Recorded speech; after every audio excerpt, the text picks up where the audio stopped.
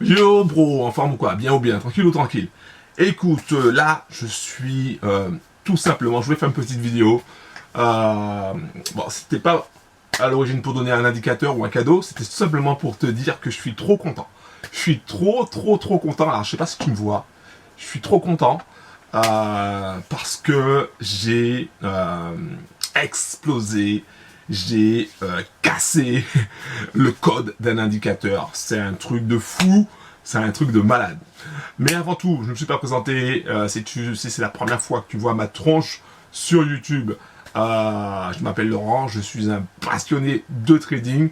J'adore les indicateurs parce que les indicateurs, ça me permet de voir le prix d'une façon différente.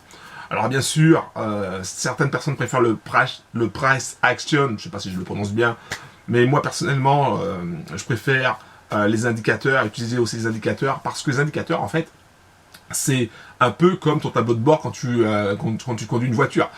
Tu as le niveau d'huile, tu as le compteur, à savoir quelle vitesse que tu vas, tu as, je sais pas, tu as les feux, par exemple si ton feu de clignotant est mort, etc.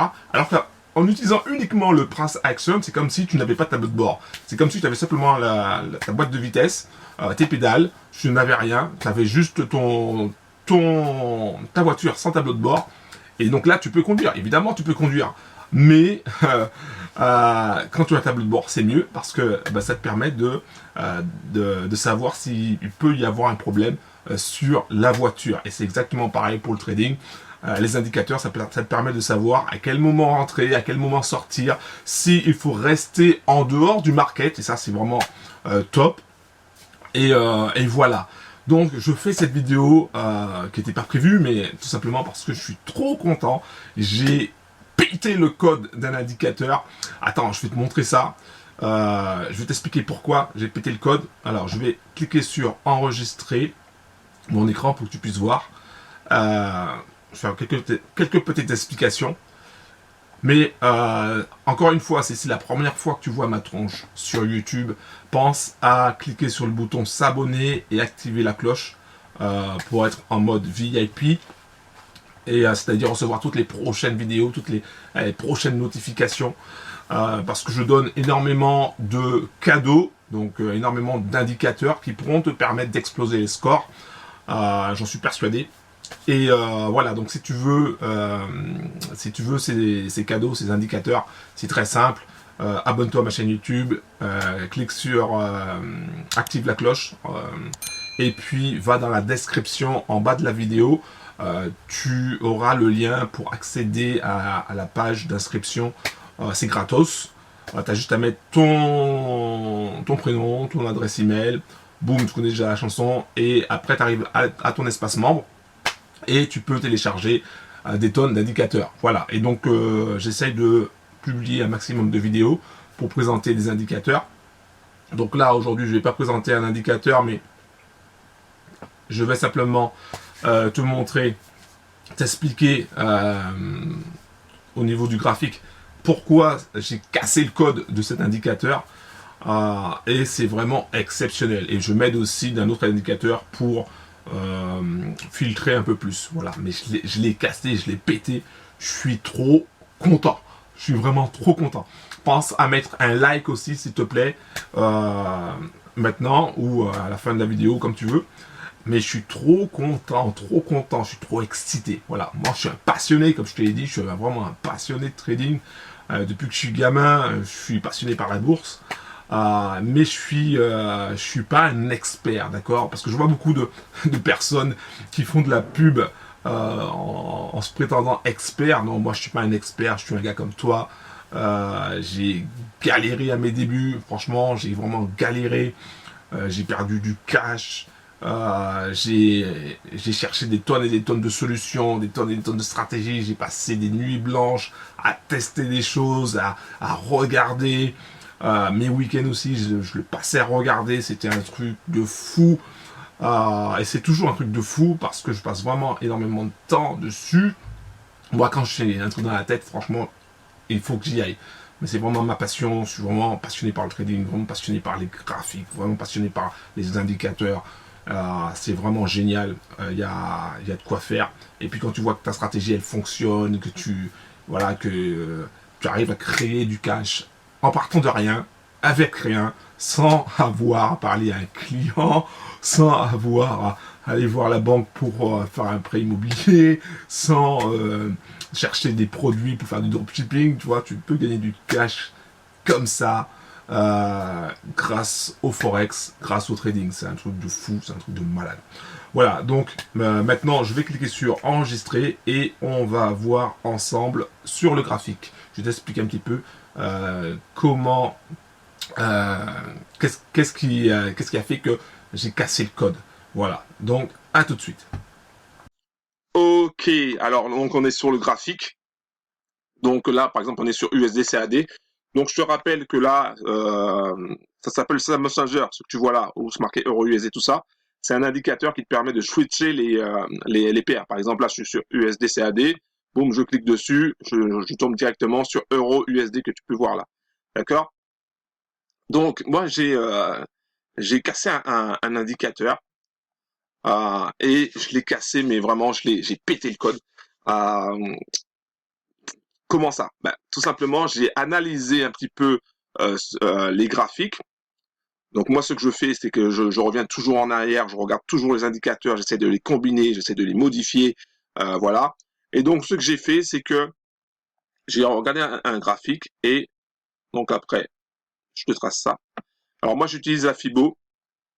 Donc la Fibo, c'est ma Fibo perso. Hein. Ma Fibo perso, j'ai déjà expliqué ça dans une vidéo. Je t'invite à regarder les vidéos. Hein. Tu trouveras.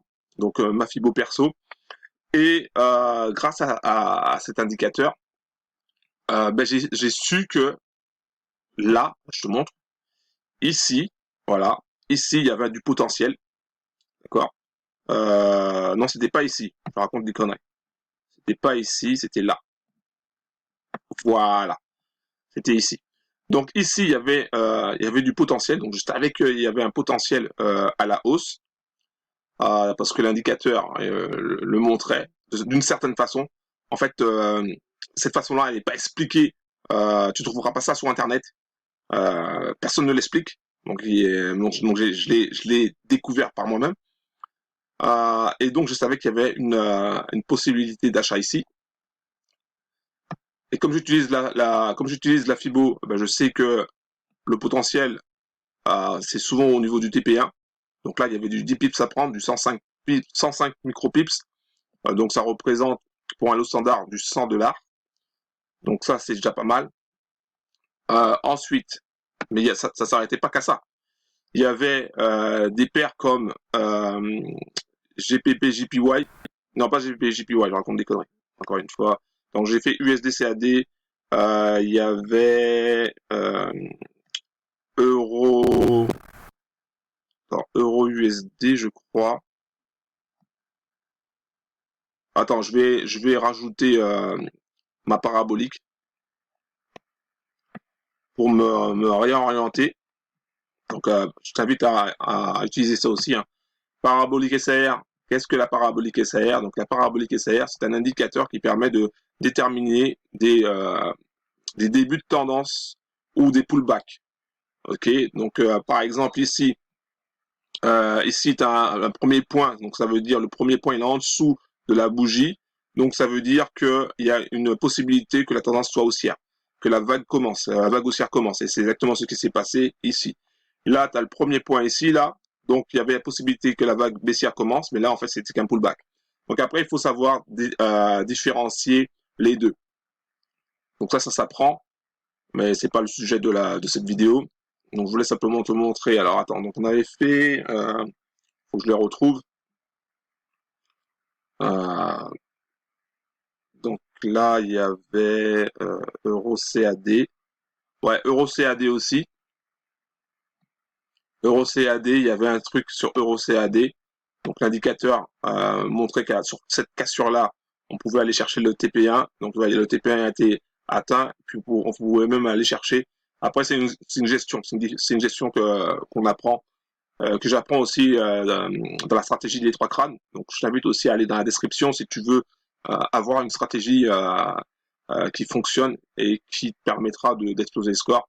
Donc c'est dans la description, tout est dans la description. Il y avait sur ça, il y avait aussi sur Euro AUD. Ouais, Euro AUD, je me rappelle. Euro AUD aussi, l'indicateur, il explosait le score. Boum, t'as fait ça. Donc là, t'avais sur cassure. Ensuite, le marché il est revenu sur la ligne des 61.8. Alors souvent, moi, j'ai tendance à récupérer soit sur la ligne 50, soit sur la ligne des 61.8 quand j'ai un signal fort pour pouvoir repartir et à améliorer mon ratio. Donc là, tu vois, sur cassure, boum, il tape le target 1. Ici, tu vois, tape le target 1 ici une première fois. Alors, je t'apprends un petit peu la gestion. Quand tu tapes le target 1 comme ça, bah, tu peux placer ton stop en dessous de la bougie ou te dire, OK, mon break-even, je le mets à 0 et voilà. Tu peux faire ça. Ou tout simplement, tu peux attendre que ta bougie ferme au-dessus du target 1 pour déplacer ton stop loss. Et à ce moment-là, une fois qu'il a fermé au-dessus, là, tu mets ton stop loss au niveau de ton target 1 et tu laisses courir. Donc ça, c'est exactement, c'est un exemple que je te montre. Moi, souvent, j'aime sortir sous target 1. Voilà, je ne m'emmerde pas. Après, il y avait ça. Il y avait aussi EuroNZD. EuroNZD, grâce à l'indicateur, ben là, tu savais que tu attendais simplement la cassure. Donc, sur cassure ici, bim, tu allais chercher le target 1 aussi également. Donc, c'était vraiment puissant, mais ça s'arrête pas là. Il y avait vraiment beaucoup d'indicateurs, enfin, d'indicateurs, de paires, en fait, qui correspondaient, où il y avait un signal, en fait. Alors, je vais te montrer aussi, ouais, sur AUD JPY. Sur AUD JPY, c'était de la folie. C'est pour ça que je dis, j'ai cassé le code. Donc, ici, sur cassure de la bougie ici, là, du plus bas de cette bougie, sur cassure, vous pouvez prendre position ou attendre tout simplement un pullback. Donc là, après, on est revenu sur la ligne des 38,2. Donc là, c'était pas forcément évident de prendre un pullback ici. Ensuite, pour retaper le target 1, et tu vois qu'il allait chercher le target 2, chercher le target 3. Attention, le target 3, c'est pas tout le temps le cas, d'accord? Tu ne vas pas tout le temps chercher le target 3. Mais ici, tu pouvais te dire, OK, en fonction du nombre de trades que tu avais déjà gagné, si tu as déjà 3 ou 4 trades gagnés, tu peux dire, OK, je vais chercher soit le match nul ici, c'est-à-dire le break-even, pour aller chercher le target 2, ou soit je sors directement. Donc là, tu pouvais prendre le target 2, c'était possible. Je te montre encore, il y avait aussi ça, il y avait AUDCHF, je te dis, hein, j'ai cassé le code et franchement, là, ici, voilà, il y avait sur cassure aussi, là, sur cassure, il y avait la possibilité de prendre cette position en short et aller chercher le target 1. Là, tu vois, ça a frôlé, donc on pouvait sortir, là aussi, ou tout simplement, pour ceux qui sont un peu plus téméraires, attendre tout simplement que la bougie ferme en dessous du target 1. Dès que ça tape ici, tu peux mettre ton break-even et t'attends que ça ferme en dessous du target 1. Là. Parce que, pourquoi ça? Parce que des fois, il va aller directement chercher le target 2. Donc là, il ferme en dessous du target 1. Là, tu es tranquille. Visuellement, tu sais que ça monte pas. Il va chercher le target 2. Voilà. Soit tu sors sur le target 2, soit tu laisses courir. Et il va chercher le target 3. Ça, c'est des choses que tu peux apprendre, que je t'explique aussi dans la stratégie des 3 crânes. Tu regarderas dans ton espace membre si tu prends la stratégie des 3 crânes. Donc, je t'invite à aller dans la description si ça t'intéresse, si tu veux apprendre la stratégie des 3 crânes. Il y avait ça, il y avait aussi, non pas AUDNZD, il y avait, attends, si je dis pas de conneries, il y avait, ouais, CADJPY aussi, il était dedans. CADJPY était dedans, pareil, sur cassure. Sur cassure, boum, je suis tellement excité, bro. Je suis tellement excité sur cassure. Là, il fallait faire attention au niveau du mental, c'est-à-dire qu'après sur cassure, il est revenu sur la ligne des 61.8. Donc, souvent quand c'est comme ça, pour les débutants, ils ont la frousse, ils flippent leur race parce que ils voient que ils étaient en positif dans cette zone-là, et d'un coup ils deviennent en négatif et commencent à voir leur compte baisser. Mais il faut pas flipper quand c'est comme ça.